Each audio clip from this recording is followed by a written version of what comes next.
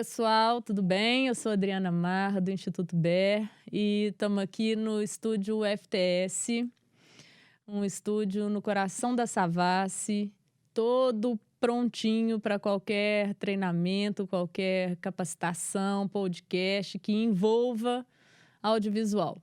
Então, tem uma acústica maravilhosa do meu amigo Lúcio Flávio Aleixo. Bom, estou também com a Cris Cunha, minha amiga, parceira, longe e perto pela tecnologia. Ela está lá em Porto Alegre. Enfim, e estamos então juntas, vamos fazer mais um episódio do BERcast. Tudo bem, Cris? Tudo bem, Dri? É uma honra, né? Um prazer estar aqui de novo, compartilhando com você as experiências aí, trazendo um pouco de informação para o pessoal. E estou muito feliz de poder estar fazendo parte dessa reabertura aí do BERcast com esse primeiro novo episódio. E como você disse, né? Estou distante aqui, apesar de ser mineira, mas estou, né, próximo aí pela tecnologia. Isso aí. E assim seguimos. Tá, vamos lá então.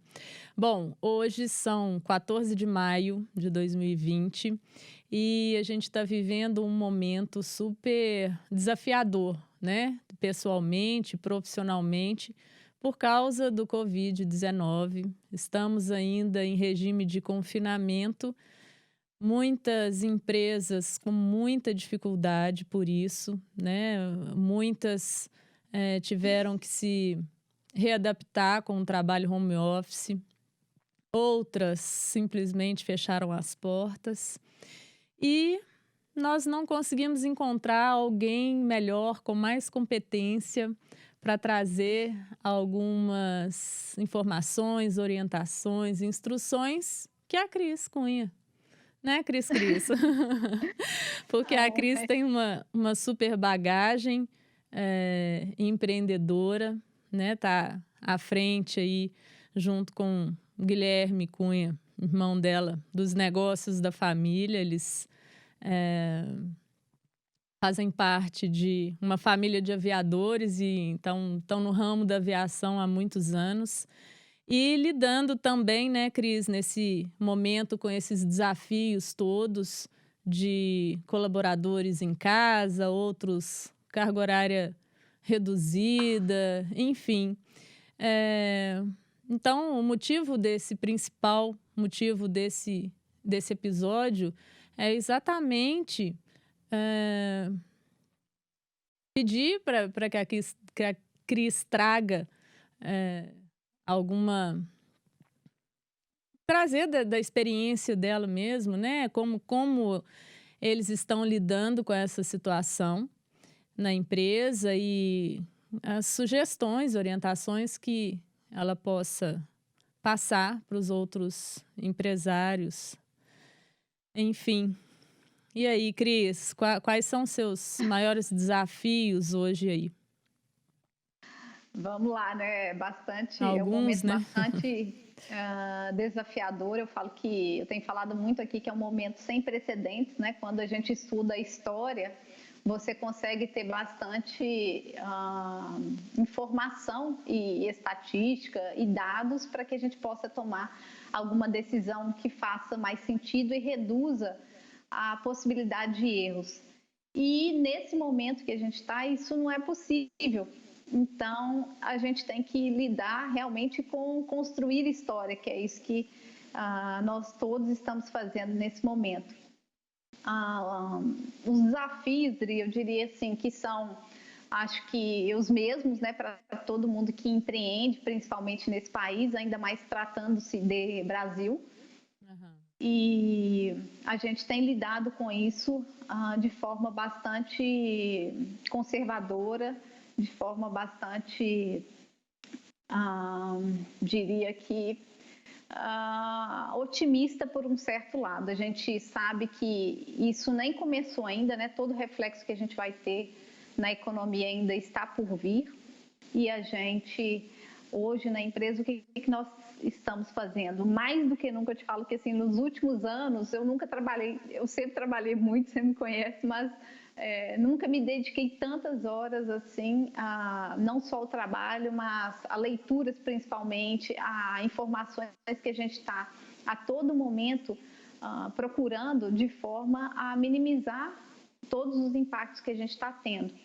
E como você, né, me conhece, aí eu não falei, você falou um pouco da minha história, e eu acho importante a gente contextualizar isso, que atualmente eu estou vice-presidente de uma das empresas do grupo, né, o Guilherme, meu irmão, é o presidente da empresa, e a gente tem, né, eu tenho um outro braço que a Daniela, minha irmã, também cuida, lá nos Estados Unidos, e um outro braço que o meu pai cuida em BH juntinho de você. Então, como a gente já está nesse mercado, né, eu brinco que eu nasci no meio dos parafusos, a gente já passou por muitas experiências aí no mercado de crises que vieram, 2008, 2016, 2017, 2018, então foram, né, 2012 lá atrás, 2011, aliás, então foram muitos momentos assim que a gente teve que se reinventar. Então, esse momento, ele está sendo um momento assim para a gente conservar o caixa. Acho que a primeira coisa que eu poderia falar assim é a questão de preservar o caixa mesmo, e isso significa cuidar até para a questão das demissões. Demissão significa desembolso de caixa, e isso não é bom socialmente falando, né? E a gente, o que eu até comecei falando, você que me conhece, para mim também que tem a oportunidade de estar passando essas informações e fazer parte do Instituto Bera, a gente se preocupa muito com o coletivo, com o social. Acho que a gente tem que ter um capitalismo aí equilibrado e sustentável, e por isso a gente tem evitado aqui na empresa, a gente, né, desde 16 de março que começou esse estudo, nós estamos conseguindo manter toda a equipe ativa, a gente conseguiu manter o negócio sem ter que fazer nenhuma demissão. A gente está procurando a todo momento manter a comunicação, que é fundamental, muito clara para as pessoas, sendo transparente, por pior que possa ser o cenário. A gente está abrindo novos canais de comunicação para poder estar, pelo menos semanalmente, informando para as pessoas o que está acontecendo, quais são as novas medidas, o que a gente está focando mais e direcionando os esforços, porque muitas estratégias, né, do planejamento que a gente faz, elas têm que ser reajustadas, você tem que rever isso a todo momento e se reinventar nesse sentido.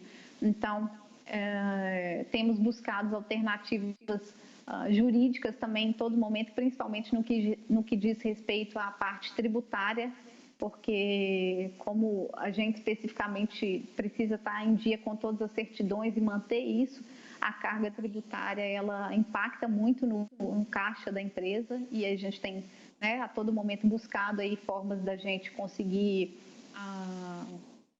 postergar alguns impostos sem que isso prejudique o fluxo da empresa, e também que a gente mantenha certidões ativas, e fazendo bastante aliança com os parceiros que a gente tem, né, com os fornecedores. Cuidar da cadeia de suprimento é muito importante, porque a gente depende de recursos, às vezes, que vêm de fora do estado ou até mesmo de fora do país. Então, a gente tem que atender o nosso cliente sabedor de que vai haver um gargalo aí, né, principalmente na malha aérea, ferroviária, que está sentindo muito aí esse mercado também, para que a gente possa conseguir manter a prestação de serviço de forma a não comprometer as entregas. Então, a questão até da empatia nas relações com os parceiros que a gente tem, ela é importante nesse momento, para a gente entender que não é uma situação avulsa ali, né, uma situação única, que todo mundo está vivendo nessa mesma situação. Então, a gente tem trabalhado bem próximo até dos clientes mesmo, para deixar eles a todo momento informados sobre o que está acontecendo, e inclusive contando com apoio, às vezes até do que a gente não fazia, né? Pega o carro, vamos lá em outro estado para poder buscar o material e traz, ou às vezes o cliente vem, já passa, pega o material e traz para a gente realizar a manutenção. Então está sendo um momento assim diferente do que só pensar em lucro. Eu acho que agora é o momento da gente pensar em sobrevivência, não é o momento da gente pensar, né, em ter ganhos, em oportunidades. A gente tem que, claro, né, vislumbrar uma oportunidade dentro desse caos, para que a gente possa ter esperança e ter otimismo, porque tudo, né, vai se reajustar e vai ter uma transformação bem diferente do que a gente está acostumado. A gente tem remodelado algumas equipes para trabalho direto, home office, aquilo que pode ser ajustado. Tem mudado a forma como a gente cobra os resultados, né? Porque aí você não cobra mais por uma carga horária X de trabalho, você cobra pela entrega dos resultados daqueles trabalhos que estão sendo executados. E o máximo que a gente pode, a gente está reduzindo a hierarquia para a gente ficar mais próximo das pessoas e para a gente utilizar todos os talentos que a gente tem dentro da empresa de forma a ter maior criatividade, a ter perseverança nas questões, ter trabalho em equipe mais, né, mais forte, cada vez mais. Então, a gente tem buscado bastante ações nesse sentido e, claro, fomentos financeiros para que a gente tenha tranquilidade de caixa, que isso acho que é um ponto muito crucial para a maioria das empresas e para a nossa também não é diferente. Tem bancos de fomentos que estão, né, sendo liberados diversos recursos aí hoje com uma taxa bem atrativa, bem abaixo assim do mercado, né? A taxa Selic reduziu aí consideravelmente a 3% e tende a reduzir ainda mais. Então, os financiamentos estão sendo disponibilizados aí via BNDES, via bancos de fomento de forma geral, né? O próprio BDMG aí de Minas. Então, procurar parcerias nesse sentido é vital para que a gente possa ter uma tranquilidade no caixa até que a situação se ajuste aí. Claro, né? Cada setor tem um impacto direto no que está acontecendo e é ímpar, né? Não dá para a gente generalizar, mas tem que, né, cuidar, acho que é bem importante, cuidar do caixa, minimizar o máximo possível o impacto social, que é o nosso propósito aqui também, de pensar no contexto, pensar enquanto sociedade, não só na gente, mas observar essas linhas de financiamento disponíveis para que a empresa possa tomá-las e, obviamente, os recursos são mais baratos do que capital próprio. Cuidar das parcerias e da cadeia de suprimentos com os fornecedores, então manter eles do lado, renegociar e repactuar sempre que possível, principalmente as questões bancárias, e com fornecedores, se precisar repactuar, ter uma transparência com ele no sentido do momento que você está passando e priorizá-lo em detrimento, né, de outras coisas e de outras prioridades que se tenha. E, claro, reduzir custos em tudo aquilo que for desnecessário no momento, né? Viagens, participação em feiras e qualquer gasto que porventura não faça sentido naquele momento tem que ser ajustado. Mesmo que a empresa tenha, né, uma sobra de caixa, ela tem que cuidar desse caixa agora, porque o momento que vem ainda é incerto. Então, em linhas gerais, Dri, eu acho que é isso que a gente está fazendo. Acho que cada coisa aí dá para, né, falar um pouquinho mais, mas acho que, né, já dá para dar uma contextualizada, assim. Nossa, você já passou informação para caramba. Muito bom. Tá, por isso que você foi a nossa convidada, né, Cris? Tá, acho que não precisa nem explicar mais. Bom, mas eu queria te fazer uma pergunta, porque eu tenho ouvido algumas notícias falando sobre um equilíbrio assim, ideal do trabalho em home office, porque algumas pessoas muito bem adaptadas, outras se sentindo pouquíssimo produtivas, outras sentindo que pode ser verdade, né, que as empresas estão exigindo muito mais do que exigiam enquanto o trabalho era realizado em company, né? E então, assim, e aí esse reflexo na ansiedade, no estresse do colaborador, como que você entende que é claro que assim, né, tudo é muito novo, essa situação toda é muito nova e como você mesmo disse, essa capacidade de reinvenção precisa ser rápida, existir e ser rápida, né? Mas como você entende que o empresário pode encontrar uma relação de equilíbrio nessa exigência do trabalho em casa? Odri, a gente tem aqui na empresa hoje de 80 a 100 funcionários, contando com os terceiros, né, com as pessoas que estão fora de base e tudo. Então, eu te falo que a gente tem, não sei se a empatia ou o privilégio, poderia chamar assim, de tratar individualmente as questões. É claro que, dependendo do tamanho da empresa, isso não é possível, mas o que nós percebemos nas primeiras semanas?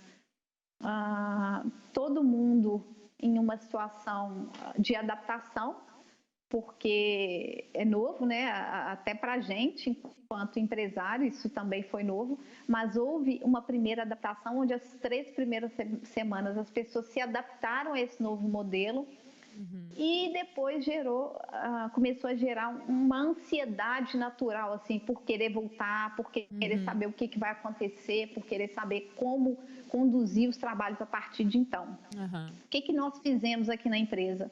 A gente começou a fazer uma live, uma espécie de live mesmo, semanalmente, para a gente poder munir as pessoas de informações. Então, quanto mais informação a gente passa para as pessoas, tanto de cuidados com a saúde, quanto das prioridades que estão sendo adotadas, os trabalhos que estão sendo executados, mais diminui a ansiedade das pessoas, inclusive de conjecturar cenários que nem existem muitas vezes. A empresa vai demitir todo mundo, a empresa vai fazer isso ou vai fazer aquilo. Então, essa falta de comunicação, essa falta de transparência e de clareza traz ainda mais essa ansiedade. Então, a gente pegou grupos que têm a possibilidade de ferramentas para continuar garantindo o trabalho home office, e são pessoas que estão se adaptando muito bem, conseguem te dar retorno, são engajadas, conseguem fazer o trabalho de forma concentrada ali, produtiva, e para elas também está sendo bom, então acabou virando um ganha-ganha aí.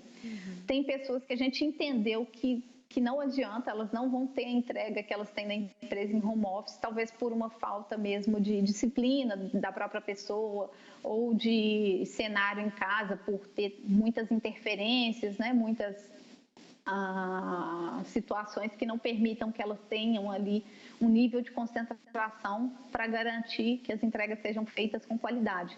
Então, a gente adotou a postura de retomar algumas pessoas em loco, e isso tudo que eu estou te falando foi negociado individualmente. Obviamente que nós tiramos um grupo de risco fora, que esse aí não teve opção mesmo, né? A gente teve que deixar e manter em home office. Então É inegociável por enquanto, né?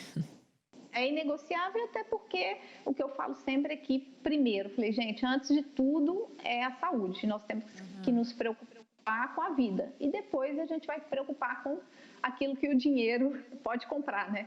Porque a saúde não tem o que fazer, o dinheiro não compra. Então, a gente tem adotado bastante medida aqui de higiene, com o uso de máscaras, o uso de protetores. A gente está estudando aí para fazer um túnel de desintoxicação na chegada. Então, tem várias medidas que estão sendo adotadas, mas para mim o fundamental foi abrir esse canal de comunicação individualmente com as pessoas para entender. Criamos um sistema de tarefas onde as pessoas vão alimentando ali quinzenalmente com, né, os projetos que elas estão envolvidas, com os trabalhos que estão sendo executados, se tem alguma interdependência com outros setores, o que está sendo entregue, o que está pendente por causa de cadeia de suprimento ou por causa de alguma outra informação que a gente não dispõe do momento.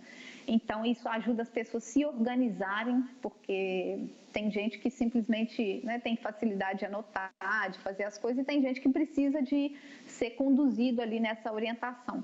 Então, a liderança ela está bem mais próxima no sentido de entender individualmente quais são esses esses gargalos, porque a gente tem que cuidar não só das entregas que estão sendo feitas, tem que cobrar os resultados, porque a empresa precisa de resultados e algo que é bem importante, Dri, é que assim, nós estamos vivendo uma espécie de momento de guerra, então a gente precisa de resultado, a gente precisa de todo mundo com mão na massa, a gente precisa que todo mundo tenha essa consciência coletiva de que temos que remar para o mesmo lado, porque o mar está revolto, mas que uma hora isso aí vai se acalmar e vai estar todo mundo dentro do barco, sem ninguém ter naufragado.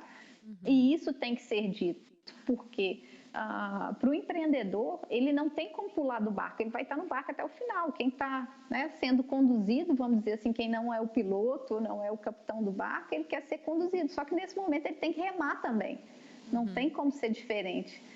Então, tem que levar essa realidade para as pessoas, né? E diminuir a questão da hierarquia que eu falo, é para as pessoas se conversarem. Olha aqui, eu estou com... Ontem mesmo a gente teve uma reunião aqui na empresa nesse sentido, que eu estava com algumas questões entre dois setores diferentes que não se conversavam e aí ficava demandando da gente. Não, peraí, vamos cortar essa hierarquia, você já vai direto nesse setor e já vai conseguir as informações que você quer. Por quê? A gente não está mais... próximo um do outro. Então, não tem como levantar da minha mesa e ir lá na mesa do outro setor e resolver. Não, nós estamos distantes, isso dificulta, isso pode ser mais moroso as soluções. E hoje, agilidade é tudo. Quem está executando as coisas com agilidade, conseguir fazer essa virada de chave, vai sobreviver. E a gente precisa que todo mundo entenda esse contexto, né?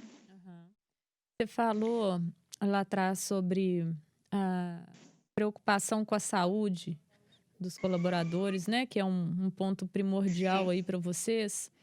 E eu fiquei pensando sobre a receptividade do funcionário em relação a essa atitude mais humanizada, né? Você consegue perceber se eles se sensibilizam com essas iniciativas, com essa preocupação, se eles se tornam mais engajados ou não, ou essas atitudes é uma questão mais de princípios e valores seus e que na outra ponta assim não gera tanto reflexo, tanta interferência? Audrey, é interessante você estar fazendo essa pergunta que a gente tem feito. Até vou contextualizar um pouco aí, antes de te responder isso, o que nós temos feito no lado humano assim da gestão. Nós somos reconhecidos muito pela gestão humana, né? São valores que aparecem sempre nas avaliações de clima aqui da empresa e o engajamento. Então, o que a gente tem feito desde a terceira semana para cá, onde começou-se isso? A gente começou a fazer happy hour virtual a cada 15 dias. Então, a gente cria uma sala do Zoom e aí o pessoal entra, fica à vontade para entrar e aí a gente fala cada um sobre as suas dificuldades, o que está achando bom de estar em casa, o que está achando ruim, o que eles preferem. Então, é bem descontraído, nada a ver com as questões do trabalho, é mais um momento para as pessoas interagirem, confraternizarem ali naquele momento. A gente contratou um personal trainer para fazer 2 vezes por semana, ele faz 4 aulas. Olha, que joia. De alongamento, de funcional, então as pessoas também cuidam da parte física, né? Porque a atividade física, sem sombra de dúvida, é fundamental. E na última a gente fez um quiz só da área da empresa, da história da empresa, e as pessoas respondiam, quem ganhou uma pizza que foi entregue na hora lá do rapper em casa. Então que legal. Foi bem legal assim. Que joia. A gente tem feito algumas ações nesse sentido. E a primeira live que a gente fez com todo mundo da empresa, a gente falou bastante assim, de quais são as etapas, o que facilita os trabalhos home office, como que as pessoas podem se organizar para o trabalho de home office, para que elas também se sintam mais produtivas, e inclusive tem um momento de desligar do trabalho, porque o que está acontecendo que a gente percebeu? O tempo inteiro a pessoa, às vezes, 11 horas, meia-noite, tá ligada, 7 horas da manhã, estão mandando mensagem e estão ligadas. Não, tem que ter um momento para poder falar, nem que seja simbólico, fechei o computador, deu por hoje. Porque aí o cérebro dela entende que ela está ali desconectada. Então, quando a gente fez essa primeira reunião, a gente falou, né, sobre essas medidas adotadas, sobre a questão de segurança, tudo que a gente ia adotar, inclusive de optar por não demitir as pessoas e não fazer, né, não ir por esse caminho. E a gente recebeu muitos feedbacks, o pessoal do DHO, nosso RH aqui é DHO, de que eles estavam bem felizes com as medidas que a empresa estava adotando, que eles sentiam que eles não eram só mais um, que eles eram enxergados como, né, como mais uma pessoa, como um capital ali realmente humano para poder fazer, né, parte desse time. Então, não foram um ou dois, foram inúmeros feedbacks nesse sentido. E a participação das pessoas também, e muitas vezes, às vezes, dá uma solução, falar, né, dar alguma ideia para as coisas fluírem melhor. A gente está usando máscara, quem sabe a gente não usa aquela, né, aquela viseira, não sei o nome daquilo agora, para a gente, né, para as pessoas que estão trabalhando dentro da aeronave. Então, assim, várias coisas foram acontecendo e eu chamo isso de engajamento, sabe? Das pessoas estarem realmente vestindo a camisa ali, porque sabe que é um propósito maior. E isso funciona. Que ótimo. Muito bom. Ô, Cris, o que é uma liderança positiva?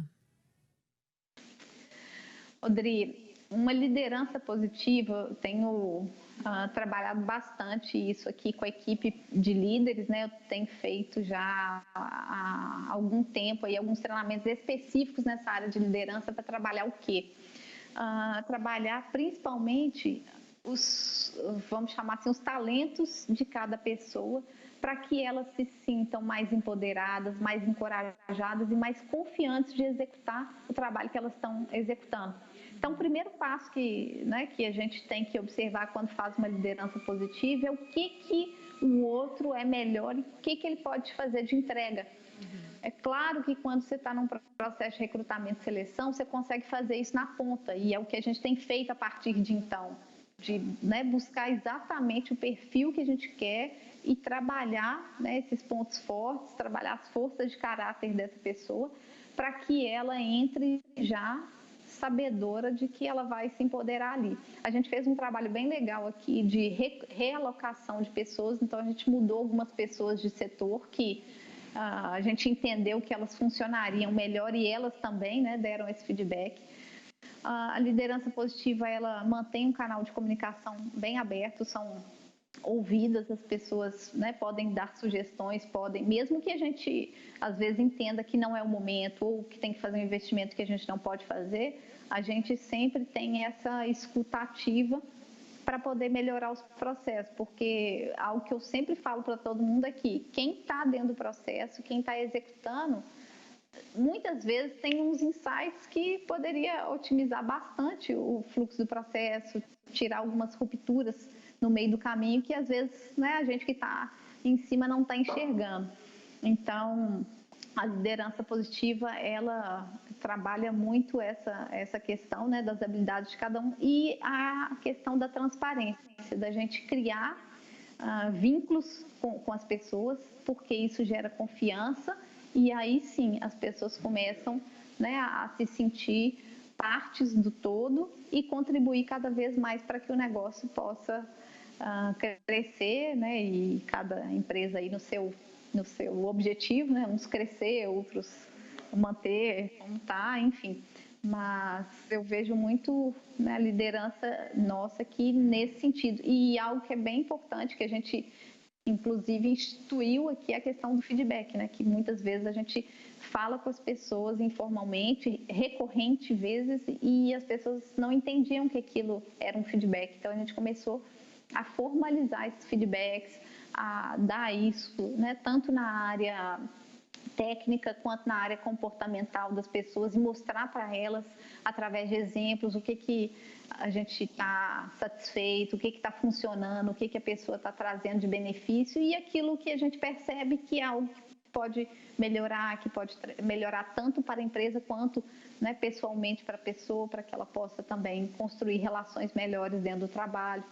Então, é um trabalho, assim, a liderança positiva, eu diria que é um olhar humano para as pessoas que estão aqui dentro, porque A empresa depende das pessoas, as pessoas dependem da empresa, porque existe, né, um papel social da empresa e também existe a questão individual nossa, enquanto seres humanos, de querer estar num trabalho, ter status, ter um posicionamento, se ver à frente aí da sociedade enquanto um ser produtivo. Então, a liderança positiva, ela tem, né, bem esse olhar aí do ganha-ganha. Sensacional, Cris. Muito bom. Tem mais uma aqui que eu queria te fazer. Vamos lá. Você acha que, acho que pode ser até meio redundante, mas a intenção é destacar mesmo, Tá. e você percebe que a gestão humanizada ou liderança positiva, talvez elas possam ser entendidas aí até como um sinônimo, né? Elas impactam numa produtividade melhor do funcionário? Sem dúvida, Adri. É algo que, assim, as pessoas, elas fazem pelo propósito e elas não fazem simplesmente porque ela vai ter uma contrapartida financeira no final do mês. E quando a gente consegue colocar esse equilíbrio, levar o propósito para as pessoas, até a satisfação pessoal é diferente. Então, nós passamos aqui há 3 anos atrás momentos assim bem delicados financeiramente, né? Questão política afeta muito a gente e nós conseguimos manter praticamente a equipe inteira engajada, mesmo com os desafios que a gente teve de ter salário atrasado, de ter questões assim básicas, né? Que a gente chama de basilar, que isso aí é uma troca que não tem negociação, que a gente não, né? não consiga no momento suprir. Mas eu percebo assim, a abertura das pessoas para poder chegar e falar sobre alguma questão, de sugerir alguma ideia. Então, eu acho que a humanização nas relações, ela é uma tendência para, né, a maioria dos negócios aí, a gente tem trabalhando nisso e a gente já tem um olhar bastante de governança corporativa, né, de trabalhar esse equilíbrio aí da economia sustentável, do capitalismo sustentável. Então, eu não tenho a menor dúvida, tanto em pesquisa de clima, onde um dos itens que a gente mede é engajamento e a satisfação das pessoas para com o trabalho, né? A gente tem até uma pergunta que a gente faz, como que eu, né, no caso profissional, executo meu trabalho, se eu sinto que eu estou engajado, que eu estou fazendo a entrega que eu posso fazer. Então, tem pergunta para eles nesse sentido também. E a gente tem percebido que os resultados são bem legais, assim. E claro, né, Dri, sempre tem na empresa, eu falo que assim, eu custei a digerir isso, porque eu sou uma pessoa muito humana, eu gosto muito de conversar, de humanizar as relações, de estar próximo das pessoas, eu gosto de equilibrar, né, obviamente, libriano, né? Brincando um pouquinho aí brincando de astrologia, mas eu gosto muito de manter a harmonia. E tem pessoas que simplesmente estão fora dessa sintonia, então você tem que entender, num universo de 100, eu tenho um caso, aí você tem que entender que o problema não é seu, porque aí não tem o que fazer, né? Então, é bem relevante também a gente analisar não só quem está, porventura, ali insatisfeito com algum ponto, mas todo o contexto. Se é uma coisa pontual, que às vezes não é nem um problema da empresa, às vezes é um problema da pessoa com ela mesma, e aí você tem que tratar de outra forma, né? Aí você tem que ajudar para a pessoa fazer, de repente, um processo terapêutico ou né, alguma outra intervenção nesse sentido, que, claro, que a liderança também pode identificar isso. Joia. Última, pode? Vamos lá.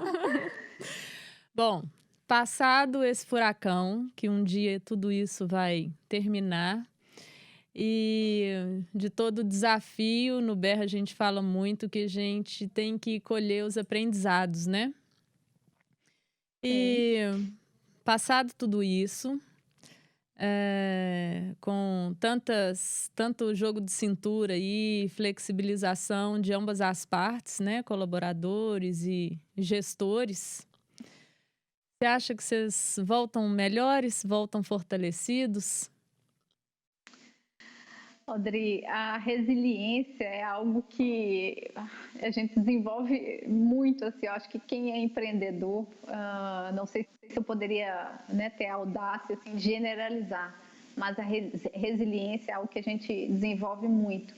E mais essa situação, né, mais essa crise, vamos dizer assim, sem precedente que a gente está vivendo, eu não tenho dúvida de que a gente vai ser criativo, vai contar, né, com as pessoas, com o trabalho em equipe, com a resiliência, com... Talvez menos resistência, né, ao novo.